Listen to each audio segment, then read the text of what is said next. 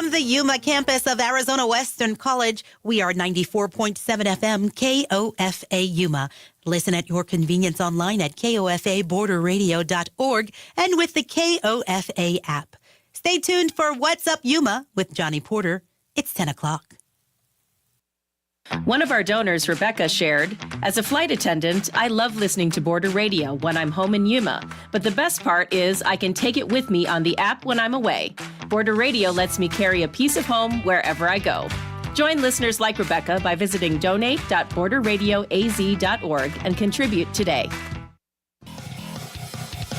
What's up, Yuma? I'm Johnny Porter. And I'm Victor Calderon. On today's program, we are going to be joined first by Kimberly Admarez as well as Joshua. They are three local graduates, and they are recipients of the Halos Ready Now Yuma Scholarship. We're going to be discussing their academic journeys, future career goals, and how this opportunity is helping to shape the next chapter of their lives. After that, it's Morilla Sanchez and Jessica Espino. They are both two social media influencers. One's a promoter, the other one's an artist, and they're going to be promoting and performing at the Lefty Gunplay concert that's coming to Taros Chacale next month. We're going to be talking about the Grammy Award winner, Lefty Gunplay, and their successes as well. So stay with us for What's Up Yuma Radio, beginning right now on KOFA 94.7 FM. And streaming online at borderradioaz.org and on the KOFA app. You can also view our show on the Border Radio Facebook page and the KAWC YouTube page. And don't forget, you can reach out to us by email at whatsupyumaradio@gmail.com. What's Up Yuma is sponsored by Citrine Law, LLC, a Yuma law firm practicing criminal defense, DUI defense, and personal injury law. Information is at citrinelaw.com. Chili from Philly. Nick Papa Giorgio from Yuma. Johnny Show! What's up, Yuma? What's up, Yuma? Welcome back to What's Up Yuma Radio. I'm Johnny Porter. And I'm Victor Calderon. And Johnny, before we start, you have a birthday to mention? Yes, happy birthday to my business partner, Andrew Wright. New business partner.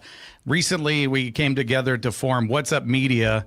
And just like it's only been maybe a couple months, but he had Andrew Wright Design before, and he was actually working on the What's Up Yuma website. Okay. And I loved his work so much that we said we should team up and take over the world. Yeah. So happy birthday to him, and maybe we should have him on the show sometime. Yeah, we're definitely going to have him on. That's originally how he reached out to me. As like, hey, I would like to come on your show sometime. And then we started just working together, and things just go, and business happens, and you just get busy. So, but sure. yeah, I think we might do something for him over at the office later. Who knows? Okay. Like if he's lucky, if you're listening, I'm going to ask him, hey, did you listen to the show? And he always says, no, I'm busy, but it is what it is. Okay. But anyway, happy birthday, Andrew Wright. Yeah, and then it's also been a minute since we talked about sports. We like to talk about sports on occasion. We both follow. So this is the week for the start of the NBA Finals and the NHL Finals. Does that happen often? Like both at the same time? They're always around the same time? Yeah. Oh, gotcha. Yeah. So tonight, for those that are watching the stream, I'm supporting the Vegas Golden Knights. Okay. Over the Carolina Hurricanes. All right. And I teased, but I think you have every single jersey. No. For every team except for the Lakers. The Lakers, the Dodgers, Syracuse University. These are like my rivals. Those are the ones that you don't have anything for. But yeah, no Kansas City Chiefs. No Chiefs. No. Yeah, I wouldn't do that either, man. No way. But who are you going for in the finals? NBA Finals. I think the sentimental pick is New York. Yeah. Just because they haven't won in like 50 years, the New York Knicks, and they have a lot of supporters. Some people know, like some celebrity supporters, right? Former players. Oh, yeah, no, absolutely. Yeah. Actors and, they like to sit right there in the front row and pretty much support them. But, I don't really have a pick. Yeah. My one of my best friends growing up, rest in peace, Ruben Lujan, he was a big Spurs fan. Yeah. So I kind of want for, that in memories and stuff like that. We would always get in fights back in the day. I was Suns, and the Spurs never treated us right. Back in the They've been winning for like 30 years. Yeah, beating the Suns. So always beating the Suns. Yeah, them and the Lakers. But anyway, who do we have today, Victor? We have Carlos Adams. He is a write-in candidate for mayor. Thank you for being here this morning. And good morning, sir. Let's get you closer to that mic right there. Good morning, guys. Good morning. Good morning. So what we do on the show, we like to get to know all of our guests. Are you originally from Yuma? So I was born in California, but I grew up in Yuma. Okay, born in California. Where at? San Diego. San Diego. When did you make your way to Yuma? I was in Yuma from 94 to 2001. Yeah, but how old were you when you got Oh, here? I was like 3 actually. 3? Yeah. I grew up in the Southgate Mall. Have you guys remember that one? Yeah, Southgate Mall. Yeah, absolutely. I grew up in that mall. What do you mean you grew up in that mall? Oh, did your parents just dropped you off? Like 3 years old. There he goes. Good luck, guy. So my parents had a store at that mall. Oh, what store did they have? They had a store that sold things for your living room sets, but there was all like Hispanic, Mexican crafted type of things. What was the name of it? It was Artes Galerías Mexicanas. I'm trying to think if I remember it. Where was it at in the mall? I have the layout in my mind right now. So Okay, so the first store, because we had moved, the first one was in the entrance, right in front of the arcade, across from the across arcade. from the arcade. Okay, I do remember that. And then the second location was on the right side of the hot dogs. I know what you mean. What were they called? I know what you're talking about. A&W. A&W. Mm-hmm. Yeah. Yeah. Okay. So I grew up in the mall. Yeah, you grew up running around the mall. So your parents, have they always been business owners? Yeah. So I come from a small business background because of my parents. So did they have a business when they were in San Diego? Was it the same thing, or did they come to Yuma to start business? So Yuma was where they came to look for opportunity, and that's why I grew up here. And my father got a better opportunity in California. So he ended up going towards California. Oh, so he went back over to California? Yeah, better opportunity. Oh, gotcha. So so growing up around entrepreneurs, people in business, what was that like? It made me see everything differently. Like, for example, there's a lot of people that they want to be doctors, lawyers, and this and that. But I saw it from the commerce point of view that, you can make your own living based on things that you actually like to do. Mm-hmm. So what was that? So that was furniture, and I know furniture usually has, if you do it right, there's a good markup on furniture and a way to make money. So they had a really good distribution and everything, bring in some good pieces. And you said it was everything with a Latin flavor to it. Yeah. It was like chair sets, ornaments for the home. It was all kind of like at the 90s style Hispanic stuff. Mm-hmm. I don't know if you guys remember it was like big suns on the wall, like a sun, and just things like that were very handmade metals and wood. Gotcha. Mm-hmm. Yeah. Okay. So then you're growing up around this, and did you say I want to be an entrepreneur? Because you are as well, and we're going to get to that. But did that kind of bug get you real early? Yeah, it did. Just seeing the whole process of manufacturing, importing, bringing it towards the storefront. I grew up in it, so. So did you work for them when you were young? Did you I grew up. Yeah, you grew up there, so it's all right. Nobody's going to come after your parents for child labor laws, I'm saying, did you help out? No. So no, you didn't. You said, no, Mom, I'm not going to help out. I had a Super Nintendo. Okay. So behind the counter, I would just play Super Nintendo. Oh, okay. Yeah, I played Ghouls and Goblins, those type of old school games on the Super Nintendo. And my dad, his best friend, became the manager at the arcade. So I got to play for free. Oh, what was the name of the arcade at that time? Was it like Lion's Den back then? Or what was it? I really don't remember the name of the arcade. Okay. But just so you know, I grew up there from the age of 3 to 9. Okay. So 6 years. Yeah, I know the arcade had a few different names. Yeah, it did. Yeah, different owners and stuff. But okay, so you're doing that, and you said you didn't work for them at all. You didn't do any of that. No. You said to 9 years old, right? Yeah, you're young, of course. Yeah, you're playing Nintendo. Then what was it that you wanted to do when you were young? So would you have dreams, aspirations? Yes. So my father always told me, because my last name's Adams, that our name came from the John Adams, which was the second president. Oh, the president. Okay. Yeah. So I used to tell everyone at school that one day I was going to become the president. Really? Yeah. What did they say? Did they think you were weird? No. They just said, "Oh, okay." They're okay. They were my age. Yeah. Like, what do they know? They want to be astronauts. Yeah, they want to be astronauts. It's a Yeah. little different. Professional sports. And Something like that, yeah. Carlos, Kids wanna be. a little secret, they're probably not astronauts today. You know what I mean? I'm just saying, yeah. Odds are, yeah. Well, let me tell you this. It was around the time where Star Wars Episode 1 had just came out. So, Star Wars was everything growing up. Mm-hmm. It was the 90s. So, yeah, the new Star Wars series, yeah, for sure. And so you're saying you wanted to do that. Now, the entrepreneur side, you said that you saw your dad doing that. It was because he was his own boss. Is that what it was? Because he could set the rules? What was it? A lot of people think that once you're your own boss, everything's more relaxed. But it's actually harder because you're working 24/7 now. Yeah. You never leave work. It's in your head. So you can never escape it. But for me, it was more of that's just what I saw growing up. So I thought that's what you do. So, okay, then you're in high school, and then what do you do to become president? Like, what is it? Like, you take a certain, like, I want to get a lot of civics and history and world government classes. Were you good at all those? Yeah, man. History was my strong point. And just growing up, I looked for opportunities for sure, but I was just too young. And if So, you look, hold on, wait a minute. You didn't like go for like class president or anything back in high school or anything? no, but I have letters that I still have today that suggest I was a top student. Okay. Yeah, one of the top students in the country. I still Yeah. have my letters. I actually went to the congressional hearing when I was 16. I think it was 2008, 2009. I was selected to go meet Congress. I got to meet Hillary Clinton, all these congressional people, and I got George Mason University gave me a certificate when I was still in high school at 16. That already gave me the college credits for Wow. political science. So that you were on your path. You figured out certain ways to be able to like, okay, I'm going to figure this out one way or another. I was on the path. The only thing that got in the way was boxing. Boxing, yeah, we're gonna get to that here in a second. So then, but what would when you graduated? What did you do financially wise? Like, how'd you make money? How'd you get that bread? So when I graduated, I'm 18.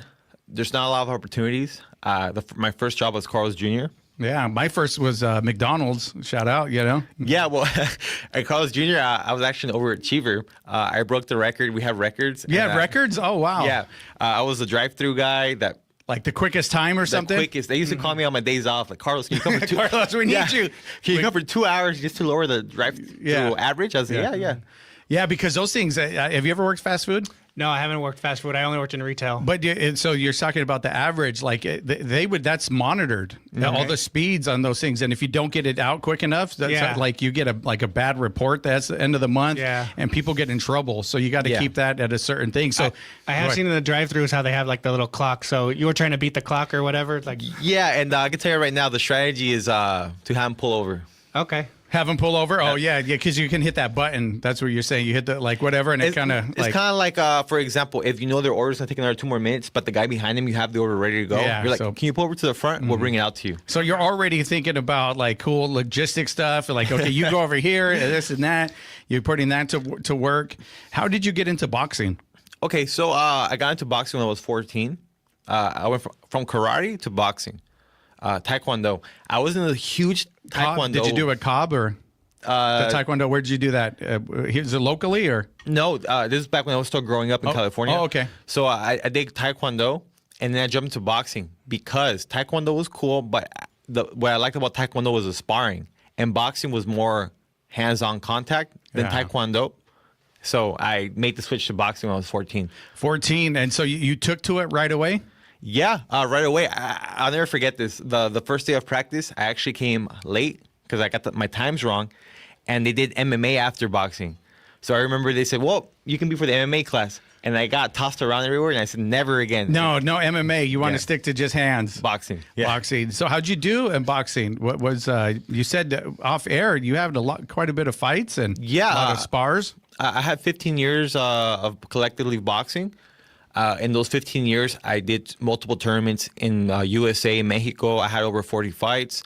I fought Olympic level in 2016, which is no headgear, and you fight Olympic rules. So I have a lot of experience in fighting boxing. What was that like when you went to the Olympic level? It was a lot of pressure. A lot of pressure. You can see there's a lot of interest, a lot of money. It's kind of like, this is it. Like, this is the stage. It was very competitive. Massively competitive. So when you're saying competitive, is that like saying, I don't know if I really want to do this, if I could rise to the occasion? It kind of sounds like that's what you're saying, but... It was like everyone who was there they succeed or they die. It was competitive. It's blood sport. Yeah. Blood sport. It was next level. Yeah. And so you were kind of like getting iffy on that point. You're like, I don't know if I really want to do this. I don't want to die in the ring, you know? So let me say this. Yeah. The person who represented the Olympics that year in my weight class, they won the bronze medal. For me, I always used to beat him up in sparring. Oh, you would spar the guy that got the bronze medal. Yeah. The reason why I stopped pursuing boxing is because I had broke my left wrist in the fight, and that left wrist never really healed to the point where the time I actually stepped away is when I went into my business, which is what I have today. Yeah, and that fight when you broke your left wrist, was it one of those where you're like, okay, I'm done, or did you press on and try to fight through it? No, I pressed on. You pressed on. Yeah, I didn't care. That's usually what athletes do, right? It's like there's something in there. The adrenaline's going. You got a broken wrist, whatever it is, broken finger. I saw, Caruso in that last game. He got pretty hurt when he went up for a dunk, and and he's on his wrist because he slammed it against the rim, and he's just keep on going. So you had that in you, like I'm gonna do. So how'd you end up doing in the fight, though? Oh, I actually won. You won with the broken wrist. But I got robbed. Oh, okay. I won that fight, yeah. Oh, okay. But in your eyes, you won, but you got robbed. Yes. Okay. Okay. So that was my last fight. That was your last fight because you broke your wrist. You're like, that's it. Yeah, I broke my wrist, and I didn't say that was it. I took time away from boxing to heal because I kept training and it kept hurting. So the time I took away is when I started venturing into what I do now, which is my boxing company. Yeah, so we're going to take a quick break, and we're going to come back and talk about your boxing company and what you do with that, all right? Okay. Okay, we're going to do that right after this. You're listening to What's Up Yuma Radio right here on 94.7 KOFA Border Radio.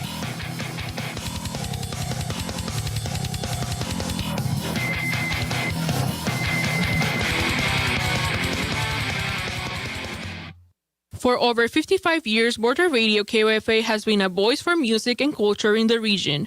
We play indie, soul, funk, world beats, and more, plus local stories and live sessions. Tune in live at 94.7 FM, on demand at borderradioaz.org, or on the KOFA app and discover your next favorite song. If you are in the process of planning for your estate, please consider including KAWC, KOFA, and other charitable organizations in your will or trust. Gifts to nonprofit organizations in your estate planning can help continue your connection to the causes that are important to you. For information, call us at 877-838-5292.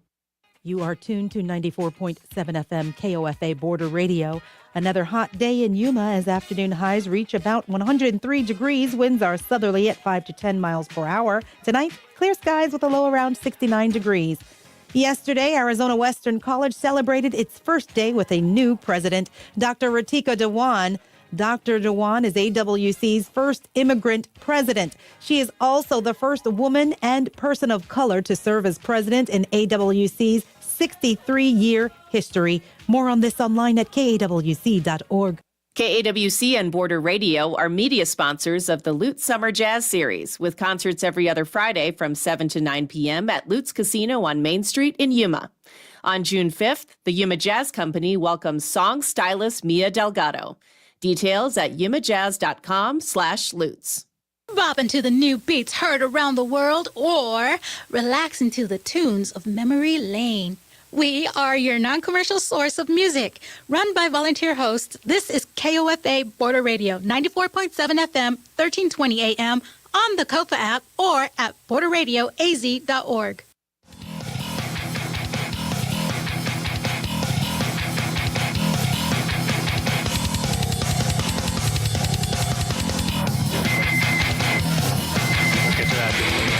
Okay.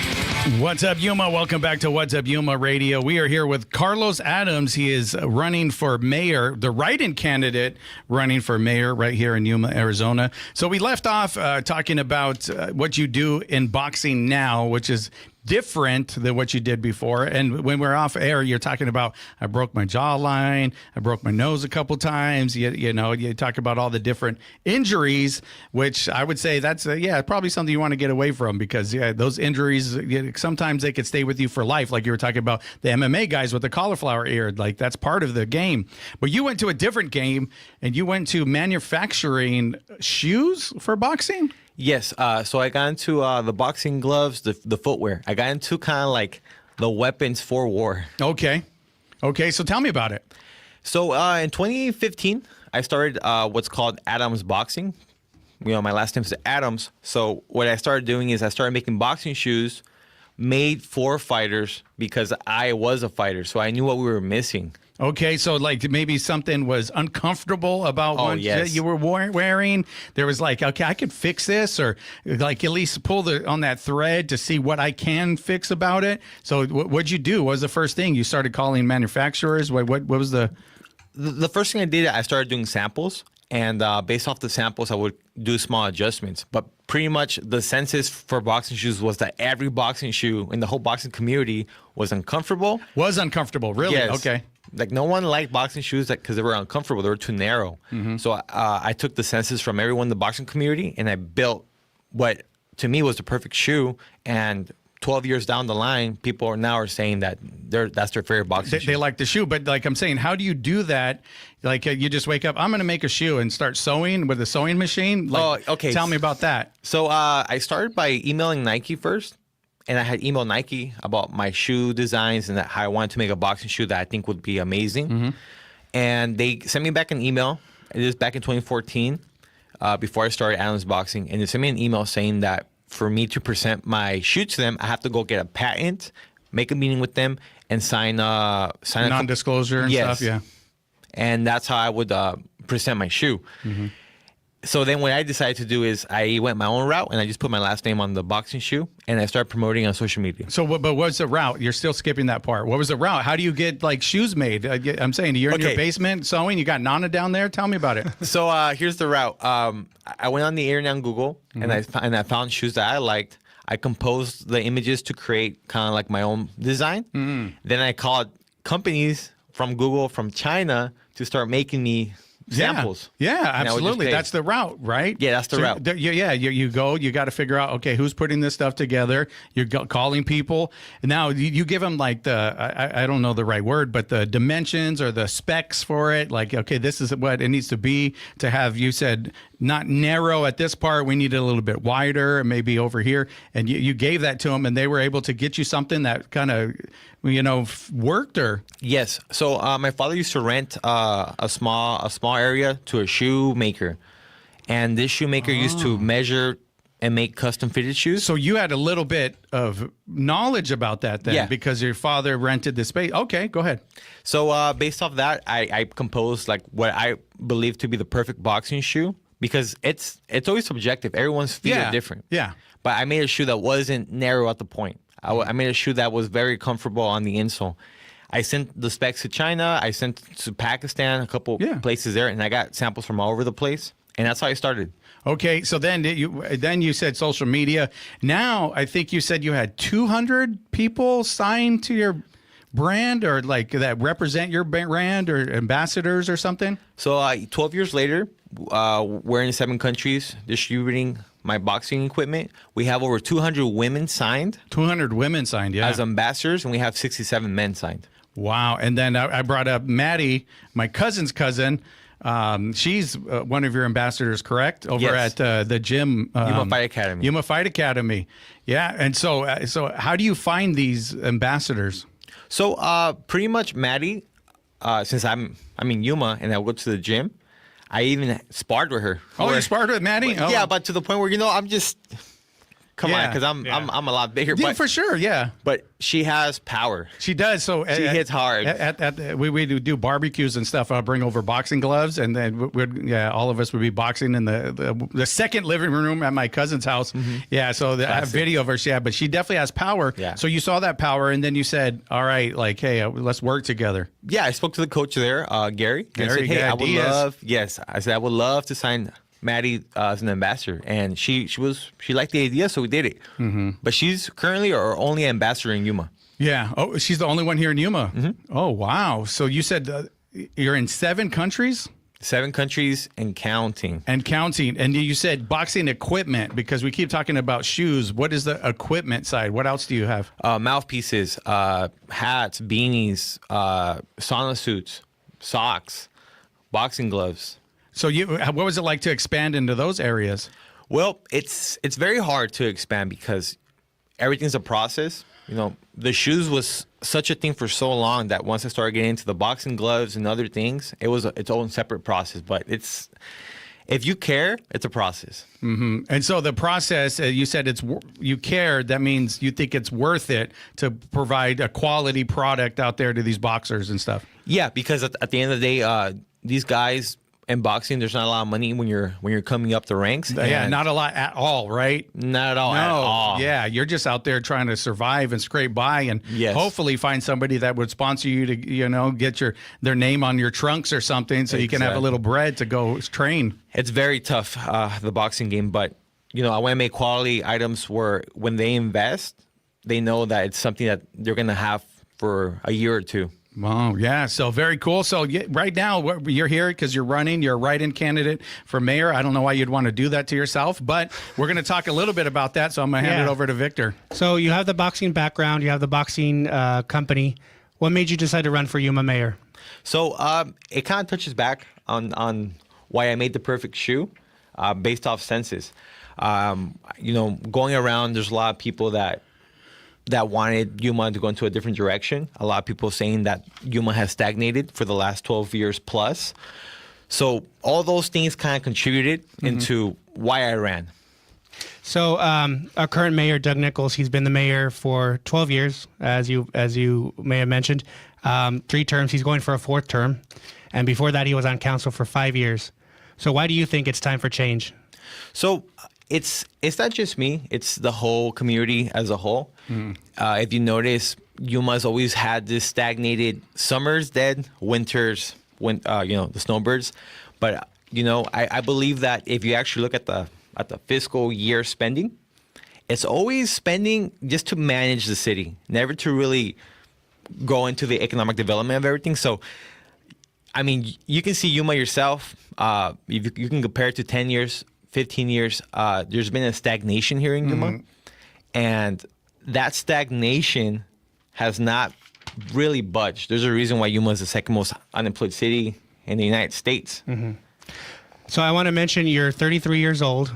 You're a little younger than maybe some people may know. But what can you say? Because we've had other candidates before, or we've had a council member from San Luis who's like 26, Esteban Rosales. Why is it important for younger people to get involved in politics? That's actually the best question here. So me myself growing up, I always thought my vote didn't matter. I was one of millions, but as you progress through life, you notice that your vote does mean something. One person can make a difference. So for me, if one message I want to put out there is the youth, they need to be involved, because all these policies that take place and shape the way that they live their lives, they have to be part of the conversation, and they're not. And that's a fact. So you mentioned Yuma's stagnant. You haven't seen so much redevelopment. What would you like to see? What does Yuma need in terms of programs, businesses, jobs, that kind of thing? So it's not an easy answer, because everything's a reaction to something else. The first step for Yuma is we have to invest into our youth. Our youth has no opportunities in this city. After AWC, they go into other colleges or other bigger cities to find opportunities. So the plan has to be straight into the community first. You have to redevelop the community to make Yuma more attractive for people to actually want to come live here. So we need to really invest into the community first before chasing these big projects that the community is not agreeing with. Yeah. So you have this boxing background. Do you see this, race for mayor? You're running as a write-in candidate. Do you see it like a boxing match, to some degree? Because you're going up against an opponent. People know him. He's been here a while. People may or may not like him. Yes. It's like going up against a champion, sitting champion. So I'm kind of like, the small dog in this one. But I do believe that if you don't give your efforts, then you'll never know. So, yeah. And I guess my question would be, so why would you skip running for council, right? And go straight to mayor, kind of get that taste for what it is. And just because this was the right time, right opportunity, but go ahead. So I can tell you, and I'll make this one quick. I went to City Hall. I see a list. It says running for mayor, Doug Nichols. Running for council, it was like 3 names. Yeah, the bunch of, yeah. Yeah, I know them all. And I asked the lady there, I said, hey, I want to run for an office, but I see no one's running for mayor other than the sitting mayor. Can I run for mayor? And she said, are you sure? I said, yeah. She said, okay.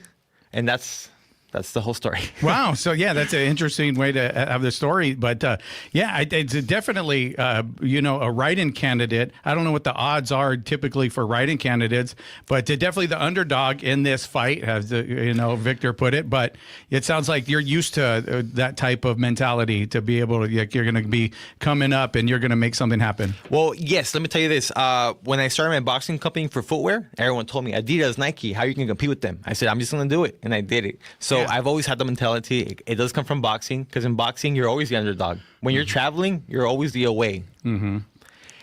So question. So if this doesn't, go in your favor, right? There's different times to get into the ring, and then there's always another fight. Would you try to go on council and climb that way, possibly? So a lot of the community members have told me a lot, and from all different types of communities, they've told me that if I end up not getting this position, that I can't just disappear, that they want to see me there, and I will be there. So the next step is in 2 years, we have a council seat. Yeah, council, that's coming up in 2 years. That's the way the Yuma cycle goes. So that's definitely, and that I guess that'd be reassuring for the people that kind of believe in you, right? Yes. It's like you're not going to disappear afterwards, So I want to invite our listeners and our viewers. We have a candidate forum on Thursday. Carlos Adams will be there. Mayor Doug Nichols will be there. We also have the candidates for city council. So we have Carol Smith, the incumbent councilwoman, Ron Van Wy. I believe we have two writing candidates, Derek Egberg and Priscilla Ruelas. So we'll have them there. It starts at 6. It's at the Onvita Health Administration Center conference room, 6 p.m. Thursday. So if you want to come hear more about Carlos Adams, the other candidates, come out, check that out. Yeah, absolutely. And then, so if somebody wants to find out more information about your candidacy, where do they do that? So I have my website, which is adams4yuma.com. And on that website, I actually have my plan for the city. Okay. And that's probably the best location if you want to get to know more about what I want to do. And then what about like socials? What are your social tags, handles? Well, I can tell you my social tag, but I'm not promoting, but my social tag you could is... just tell me where people could look and to find out more. So if you go on Facebook, it's right in Carlos Adams for Yuma Mayor. That's my full Facebook name. That's a full Facebook. That's how they do it. All right. Cool. And I appreciate you being careful with the way you said that. I really do. All right. Thank you so much for coming on, man. I appreciate it. And I just want to say real quickly, the Canada Forum is co-sponsored by KWC and the Yuma Sun. Yeah. And the Yuma Chamber of Commerce. So who's going to be leading that again?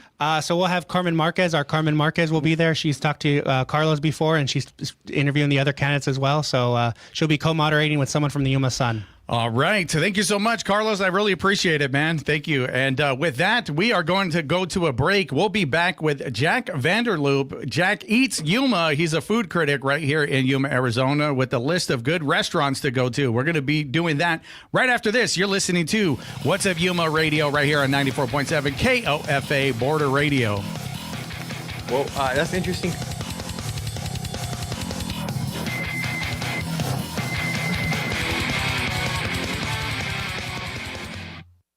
KOFA Border Radio doesn't sound like any other radio station in Yuma. We are a non-commercial source for music from around the world, across the decades and local artists. Our hosts are volunteers. If you would like to get involved, send an email to music@borderradioaz.org.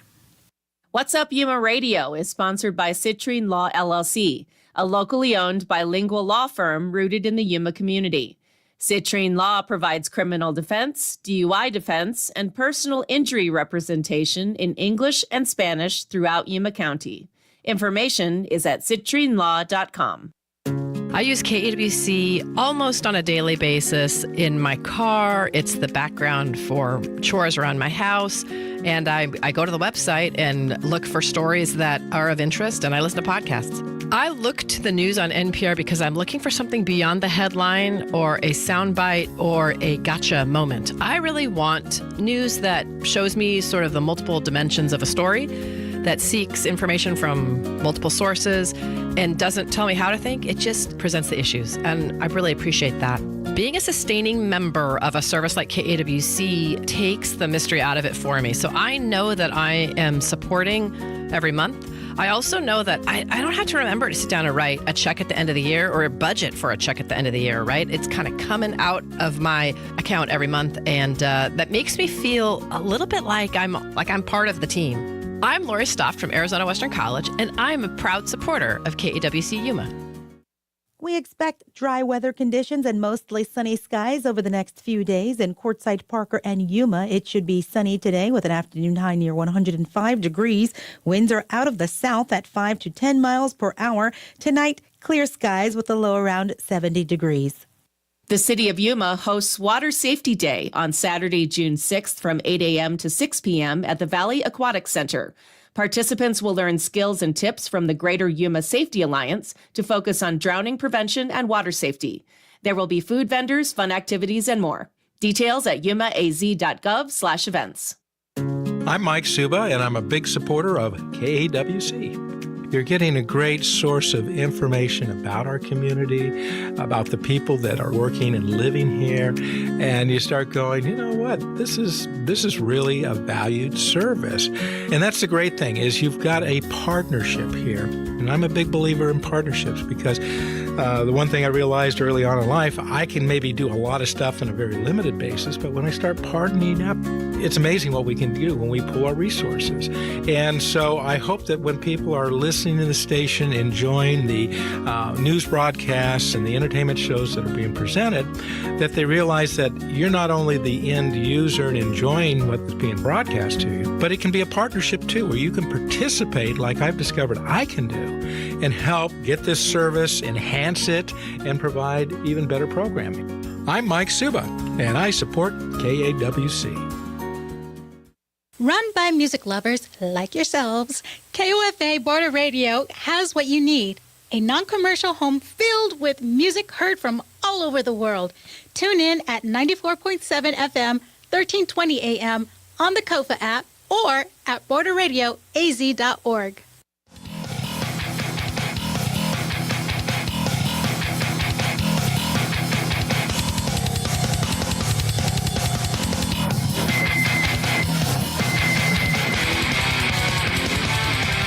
What's up, Yuma? Welcome back to What's Up, Yuma Radio. We are here now joined by Jack Vanderloop, and we're going to talk local food. All right. So thank you for being with us, Jack. I have a question. So is that you in the Facebook picture? No, that's not me. Okay. I found that, on the internet. Okay. But I go, it just kind of fit. So you just found a picture and you put a picture up there? Right. Oh, gotcha. So, okay. So Jack Vanderloop, you have Jack Eats Yuma? Yes. Okay.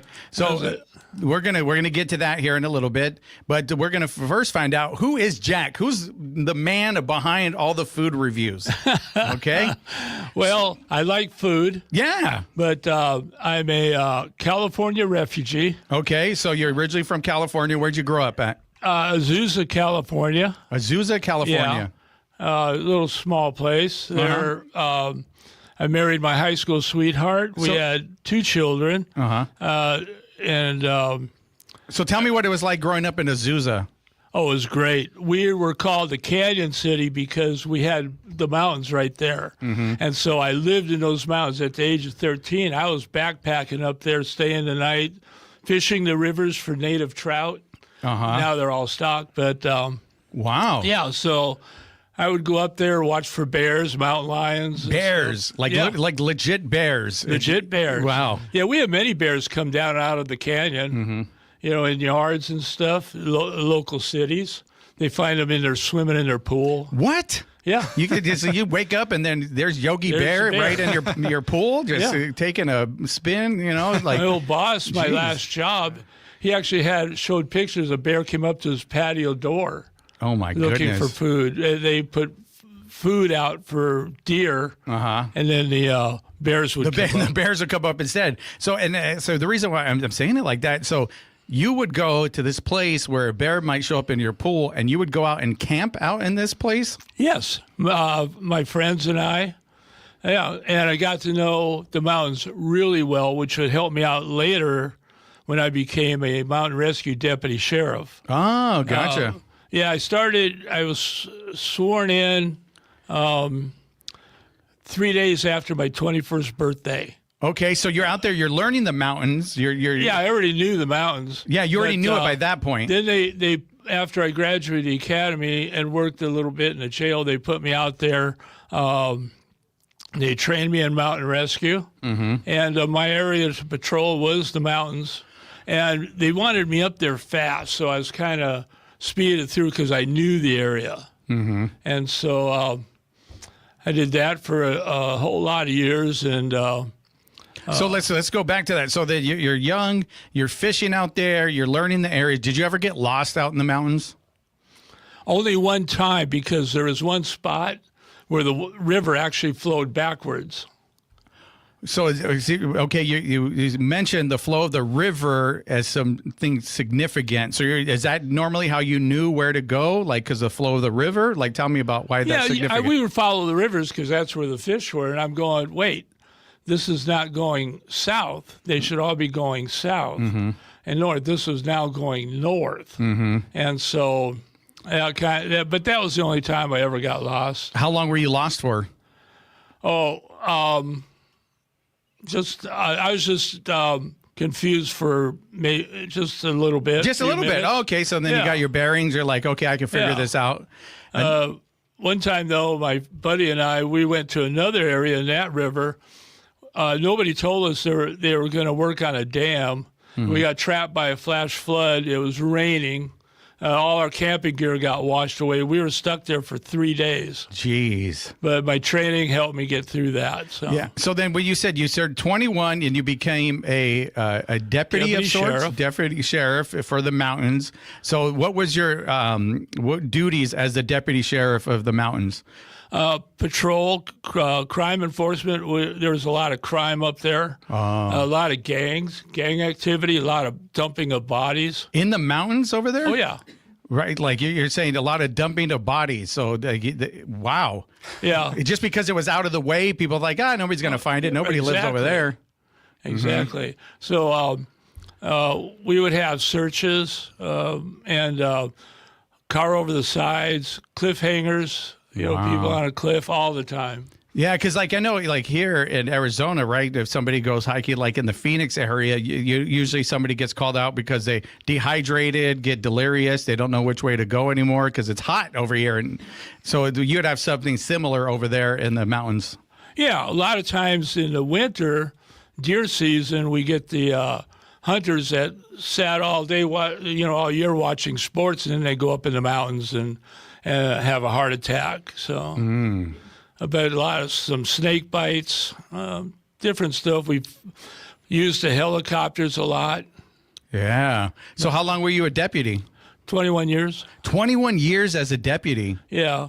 And then I became I started a construction company installing doors and did that for a while, 10 years. And then that was a switch. Like, how do you go from being a deputy to like, this place needs a door? You'd be surprised how many, get into construction work. Construction. Why construction?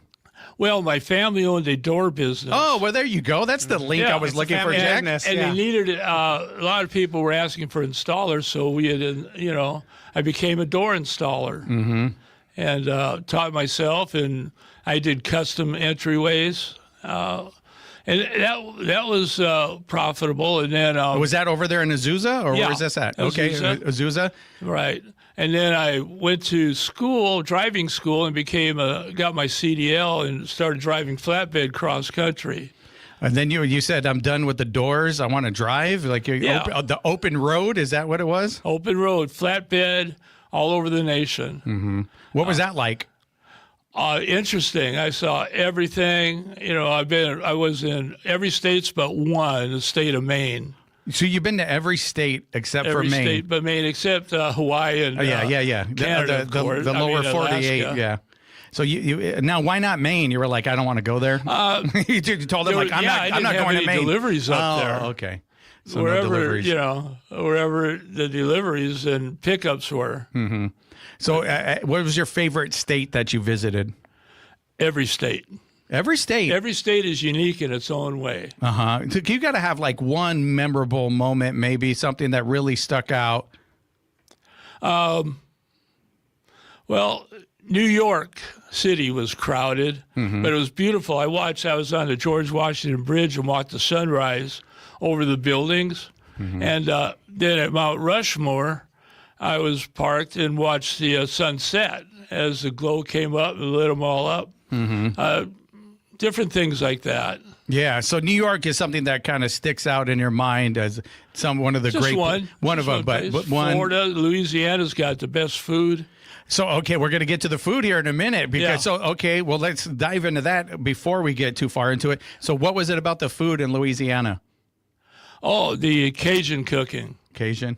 Yeah. You like Cajun cooking, Victor? I haven't had too much of it, but I'm actually going to go to New Orleans next month, so I'll have to try some of the local fare. Definitely. I'm looking forward to it. Well, hold on. We got a food guy right here. Yeah. What should he try when he goes That's all Cajun. Like Can't go alligator. wrong, right? Alligator, okay. Yeah, try some alligator.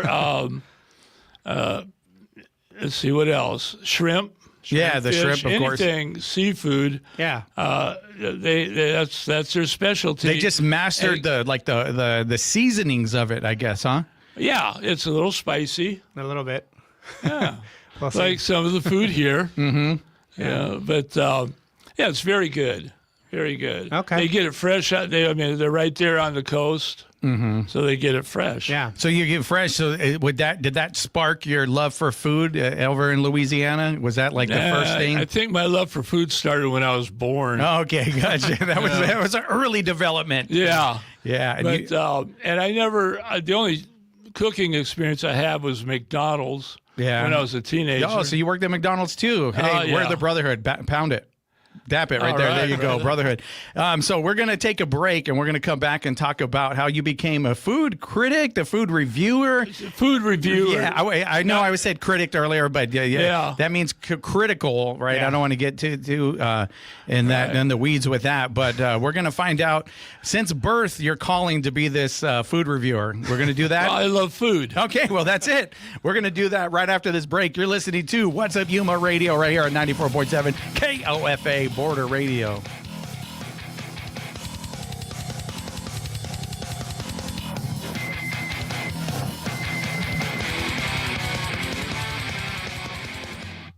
Tuned in to Border Radio KOFA. We are your local public radio station that celebrates the power of music to bring people together. You can see our playlists, listen to our live stream, and listen to past programs on demand on the KOFA app.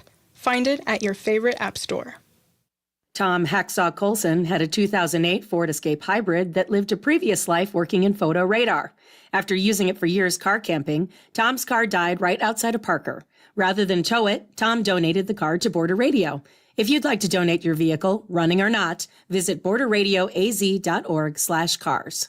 This is folk singer Michael Jonathan. We are so proud on Woodsongs this week to feature a 7-time Grammy Award-winning songwriter, producer. He discovered and produced all the Judd's records, and he's got an amazing project called Night of the Orphan Train. It's Brent Mayer and all his friends, including IBMA Guitar Player of the Year Trey Hensley, on this week's broadcast of the Woodsongs Old Time Radio Hour. Tuesday evening at 7 on KOFA Border Radio 94.7 FM. The KAWC Student Newsroom is funded by the Local News Initiative at the Community Foundation for Southern Arizona, the Scripps Howard Fund, and by generous local support. Thank you for supporting the next generation of public media. Learn more about the project and hear stories from emerging journalists at kawc.org/student newsroom. What's Up Yuma Radio is sponsored in part by Nova Home Loans, serving Yuma County and nearby communities. Nova Home Loans offers residential lending services, including home loans and refinancing. They are also proud supporters of local community efforts and organizations. More information is available at novahomeloansyuma.com. The weather forecast shows slightly above normal temperatures with areas of moderate heat risk will prevail throughout the week. For today in Yuma, Parker, and Quartzsite, we expect a sunny day with an afternoon high near 105 degrees. Winds are southerly at 5 to 10 miles per hour tonight. Clear skies expected with a low around 70 degrees. Vitalant is hosting blood drives from June 11th through the 18th at locations around the area, including Ativo Senior Living, River Valley Estates Library, and Onvita Health Medical Center. One blood donation can save up to 3 lives and help ensure that medical providers have the blood they need for emergencies and ongoing care. Details at vitalant.org. If Border Radio were a commercial station, we'd probably play something other than the music you hear now, and, of course, play commercials. But you probably listen to Border Radio because we're not that. We're non-commercial community radio. But the only way we can do this is when you choose to support it. Visit borderradioaz.org/donate to give today. This is Border Radio, KOFA, your passport to your global destination for music. We are your local public broadcasting station that can be heard through your radio at 94.7 FM, 1320 AM, on the KOFA app, and at borderradioaz.org.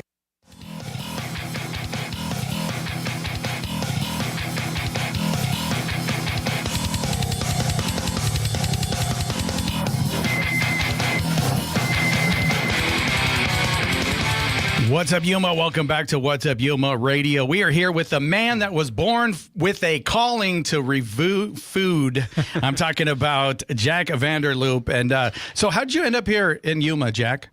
Well, my kids lived here. My daughter was young when she moved here, and my son is a Yuma criminal. Oh, okay. And all my grandkids were born and raised here, and about to have a great-grandson born here. And also, my first wife lived here. Mm-hmm. She was well-known in Yuma. She brought the white sheet here. Oh, wow, okay. And grew that. If you were a business, you knew her. And also, she was with the Fort Yuma Rotary. And if you were a charity, she not only donated time, donated money, but she had the backyard design, so big events, which she donated. Mm-hmm. So I would visit, but Debbie got Alzheimer's. Yeah. And so after a house fire that she accidentally started, thankfully one of our deputy sheriffs pulled her out of the flames. Mm-hmm. It was determined she could no longer be alone, so I moved in with her took care of her for 24/7 for 2 years. Wow. Up until 2 years ago. Oh, wow. Yeah, so that brought me here. But during that time with her, I would go and I started with a carne asada burrito. Mm-hmm. I wanted to find a really good one. So I asked on social media, who has a good carne asada burrito in Yuma? Mm-hmm. So they give me all these names. I go, well, there's only one way to find out, so I went to every place. You went to every place on that list? About 55 places. Wow. Okay, so wow. Breakfast burrito was bigger. That was 65 restaurants. Okay. But, I went to every place. So do you remember the first place you went to, or no? Do you remember the very first one? I don't. Oh, okay, yeah, that would be tough to remember. But you were on the quest. Now, we won't say what place, but did you find the one that you thought was the best at the end of that search for the best carne asada burrito? I found a lot of good places. A lot of good ones. But what started, I would write up a little review afterwards, and people started responding and following. Then I started including pictures and menu prices. I would pictures of the menu, and people go, you need your own group. Rather than sharing on this community group. Yeah, so I started Jack Eats Yuma. Okay. And within the first 2 weeks, we had 1,000 members following. Today, we're up to a little over 3,500. Around 3,500. Congratulations on that, bro. Thank you. So your first quest was to find the best carne asada burrito. Right. And then you said your second quest was what? Oh, I can't remember the second. Okay. But I just expanded from there. Chili rellenos, enchiladas, fish and chips, grilled chicken sandwiches. I recently did house salads or side salads. Mm-hmm. Just finished Philly cheesesteaks. Just finished one before I started. My new one starting this week is spaghetti. Yeah, I think I saw that post. You put a picture up that's what you're going to look for is the best spaghetti. Right. So I made a list. I think I got everybody that sells spaghetti, but I've done livered onions. Yeah. So let's talk about your list. What is your strategy? Like, how do you find everybody that serves spaghetti? Google search. I go like spaghetti. Spaghetti in Yuma. Spaghetti in Yuma. Simple as that. You just kind of go in there. Just list all these restaurants. So I look at every one because Google's not perfect by a long shot. That's what I'm saying. Like that couldn't be the only way. No, I also put out there for my followers. I make a list that I find, and I go, am I missing something? So like my spaghetti, yeah, I missed 3 places. So with that, and then I make phone calls to restaurants, and by the time I'm done, I got the list. Yeah, so then you have that list, and then how do you pick the first spot? Like the closest to you, or Random. just random? Yeah, I list by number, but I pick random. And what I do is I check off each one. Okay, so then now the spaghetti hunt, is it, why spaghetti? Why was that the next one? Just because you haven't done it? Or you were in the mood for some good pasta? No, I asked my followers, okay, here's a list of 5 foods. Pick one. And so they made a list. One was Philly cheesesteak. Yeah, I was following you for that one. I was watching that one. Yeah. Pretty sat up, but and spaghetti was on the list too. So spaghetti. Okay, so that was on the list. So then, then you're going to move to the next one on the list. Yeah. And then, so each place you go to, you write a little review about it, each one? Is that what you're going to do? About a page sometimes, but, it depends. If it's really great and it's interesting, I'll write a little bit more about it. A new place, I'll write more. But then the pictures, and I post, the price and what I thought, the service. Was it good or was it great? So then you kind of review the restaurant as a whole along with the actual dish that you're consuming. I'm not a critic. I don't say, this place sucked. Yeah. I just review, but it goes from good to excellent. Good to excellent. That's the thing. Yeah. Well, and it's all subjective anyway, right, Victor? Yeah. So I have a question. So, Yuma is known for having authentic Mexican food, right? And everyone has like their favorites probably. But so can you tell me, is there a dish you found, that like was interesting or like you haven't seen in too many places, or you just thought like, hey, it's not every place that has this one, item? Well, what I learned was rolled tacos. Where I grew up, they were called taquitos. Yeah. Not here. Yeah. They're rolled tacos. But, Yuma is more Sonoran type food. Sonoran style food, Mexican food, yes. Yeah. And what irks me is people, no, you can't get good Mexican food here. You got to go to San Diego. So you've heard people say that, huh? Oh, yeah. A lot of times. So they might be wrong on and that. I go, Yuma, they have the same cooks as San Diego. They have more of a seafood because of Baja. Yeah, right there, yeah. But it's the same cooks. Yeah. So how can they be better than here? Yeah, no, I wouldn't say that. Yeah. But what I think Victor was kind of anything like other than that, the taquitos, the rolled tacos, anything really interesting that you had like a something Mexican like dish. gator or like something like random that like Did a you restaurant try, has like, on their menu. tripas or like the grilled liver and onions. Okay. Grilled that one was pretty interesting. That was people are going, oh yuck. Other people say yeah. Yeah. Some people say But yeah also, to that. real quick, before we quit, I'd like to mention I also have the Yuma Restaurant Guide, and that's a place for Yuma restaurants to advertise. I had to go through. I acquired this from Facebook because the admin was gone.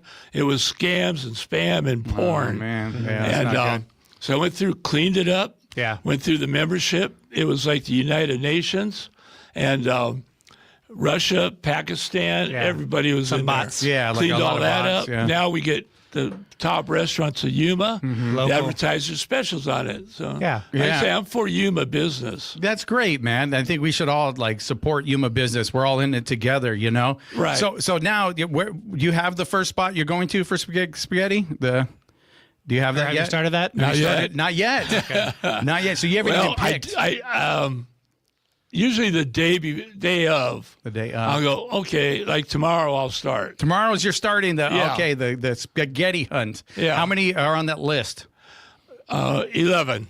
11 are on the list. That's it? And that serves spaghetti here? Right. Yeah. Oh, wow. A lot more lasagna. There's a lot more lasagna You would out there. think spaghetti, but Yeah. I would think No. That's more traditional, but okay. yeah. Yeah, so Olive Garden's probably on that list, and Right. Yeah, A mix of like chains and local places. Yeah, one place, Olive Garden, I'm saving that. This Sunday, the Relay for Life has a gala event for survivors. Oh, cool. And so they asked me, would you auction off dinner with you on a review? Oh. So I go, not only that, they can bring a guest, and I'll foot the bill. That's awesome, Jack. And donate it, and so yeah, and I'm going to take them to Olive Garden. Yeah, very cool. All right. And what's one place maybe you didn't know existed that on that 11? Was there anything like that? Something that surprised you? I find a lot of new places, but a lot of people go, "Oh, we never knew that place was there." Yeah. And like my salad search, one business here. After my review, they sold 100 salads in a week. Okay. Awesome. We're going to have to go do lunch or dinner sometime, Jack. All righty. All right, So cool. real quick, how can people find you? Just Jack Eats Yuma? Jack Eats Yuma. All right. My reviews are there. That's all you're going to see is my reviews, my Awesome. promotions. All right. We got to wrap it up right now. Jack, Sure. thank you so much for coming on, man. I really appreciate you. All right, with that, What's Up Yuma Radio is a production of KAWC, Colorado River Public Media. We broadcast from the Matador Activity Center at Arizona Western College in Yuma. Want to thank Talon Gonzalez, Anthony Arnales, Juan Garcia, Dave Reek, and Cecilia. You can find out more about KOFA at borderradioaz.org and on the KOFA app. Stay tuned for KOFA's Midday Music. Who's on tomorrow's program? On tomorrow's show, we have Chan Kinbaran. She's the owner of Touch of Thai restaurant. We also have Tanya Brown. She's going to be talking about divorce care classes. All right. And you can listen to the podcast version of our program and check out past episodes anytime at kawc.org/podcast/What's Up Yuma Radio. And if you want to get on the show like Jack, make sure you go to whatsupyuma.biz. Once again, that's whatsupyuma.biz. Click that radio link and click Book Me. See you guys tomorrow. What's Up Yuma is sponsored by Citrine Law, LLC, a Yuma law firm practicing criminal defense, DUI defense, and personal injury law. Information is at citrinelaw.com. This is Border Radio, KOFA Yuma. We can be heard on a radio at 94.7 FM and 1320 AM on a